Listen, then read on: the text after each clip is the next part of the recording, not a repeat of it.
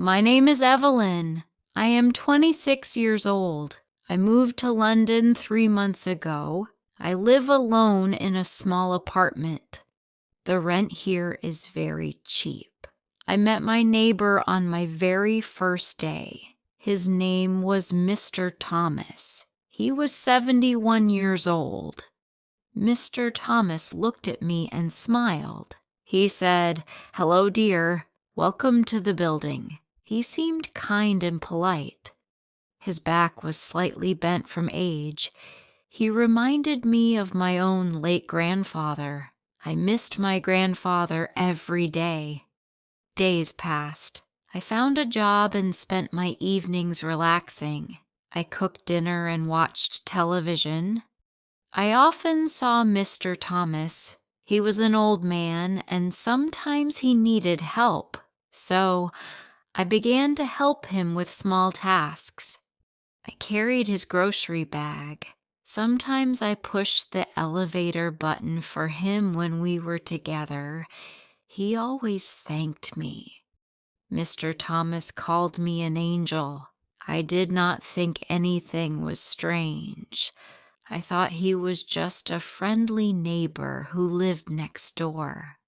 One afternoon, Mr. Thomas invited me for tea. I said yes. His apartment was clean and tidy. He had pictures of his wife on the wall. She passed away 5 years ago. We sat at his dining table and drank tea together. Mr. Thomas asked about my life. I told him about my new job and my future dreams. He listened carefully to everything I said. I felt safe in his home. I was happy to have found a new friend in the city. Then, something strange happened while I was talking about my work. Mr. Thomas slowly put his hand on my knee. I stopped talking instantly. My whole body froze. I thought, what is happening right now? I tried to think it was just an accident. He is 71 years old, so maybe he needed to hold on to something for balance. I tried hard not to think bad things about him. I tried to ignore the sudden bad feeling, but his hand stayed on my knee. My heart began to beat fast. I moved my chair back a little bit away from him. I knew I needed to leave the apartment immediately. I made a quick excuse to leave early. I said, "I think I need to go now. I forgot I have a meeting to attend." Mr. Thomas's face changed a little, but he did not stop me from leaving. I went home quickly and locked the door behind me. I kept telling myself that it was nothing, but deep inside, I knew that the feeling of safe friendship was completely gone. 2 days later, Mr. Thomas knocked on my door. I opened it slowly. He held a laptop in his hands. He looked gentle and a little embarrassed. He said, "Evelyn, dear, can you help me? My laptop is broken. I cannot open my email."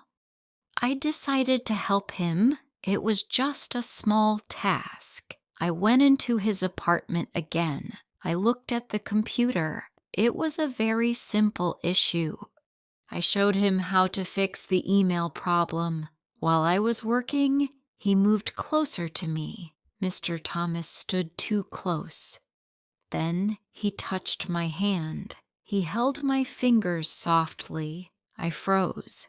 Mr. Thomas looked at me and said, "You are very pretty, Evelyn. You are very sweet. You make me feel alive again." I quickly pulled my hand away from him.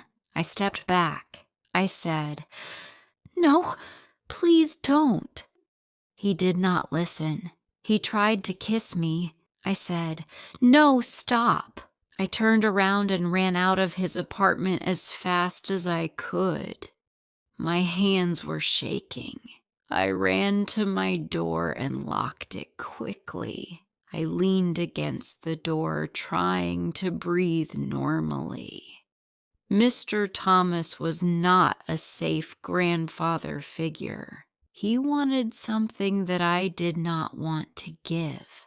I realized that my kindness had led to this problem.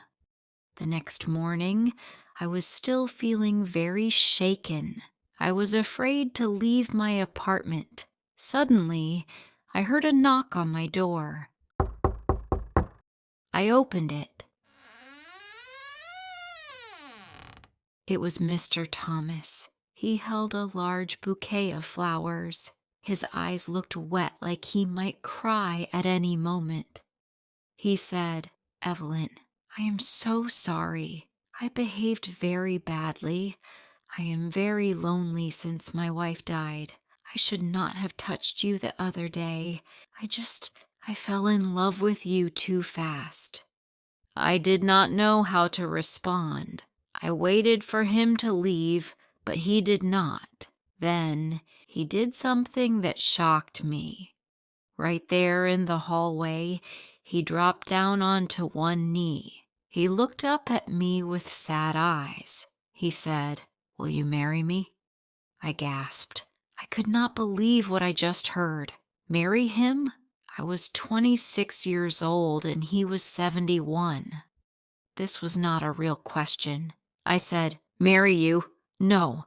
I am so sorry, Mr. Thomas, but no." I said the word no clearly.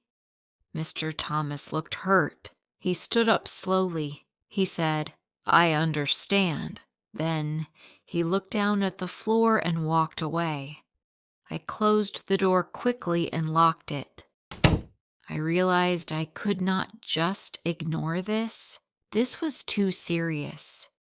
I realized I needed to take official action. I decided to speak to the building manager. He was the landlord.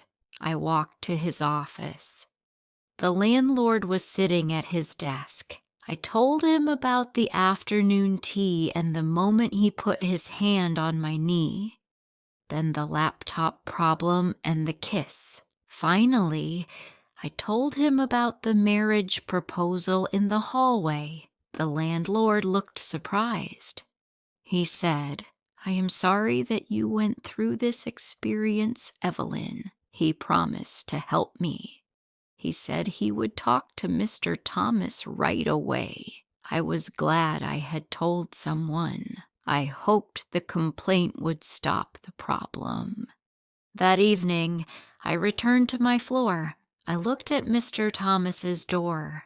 It was closed. I waited for him to come out. Nothing happened. Weeks passed.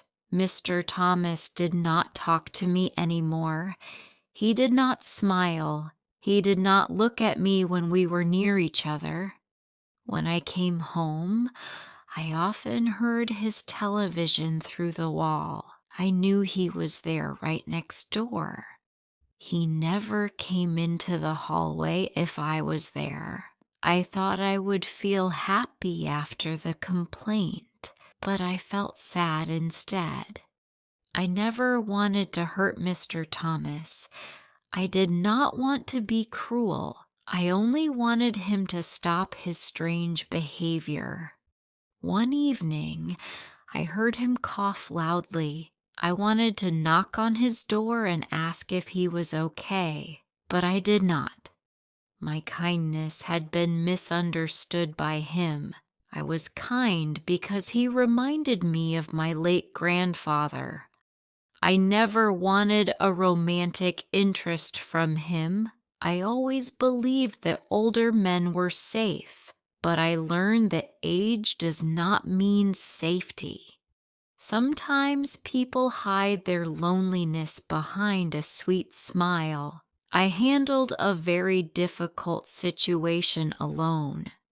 Now, I think twice before helping someone new. I am careful with my smiles. I am a much stronger person now. If you liked this story, please like, comment, share, and subscribe.